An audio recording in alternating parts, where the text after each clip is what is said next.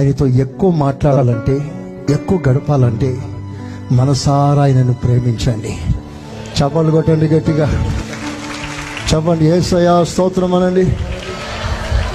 యేసయ్యా స్తోత్రం. ఎక్కువసేపు మాట్లాడాలనిపించాలంటే ఎక్కువ ప్రేమ ఉండాలి. ఆమె ఎంత తక్కువ ప్రేమ ఉంటుందో అంత తక్కువ నువ్వు మాట్లాడతావు.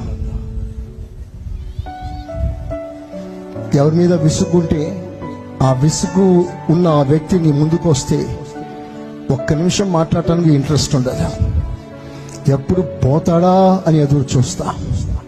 కానీ మనల్ని ప్రేమించేవారు, మనం ప్రేమించేవారు మన ఎదురుగా వచ్చినప్పుడు వాళ్ళు పోతానన్నా పోనివ్వం. ప్రేమ బంధిస్తుంది.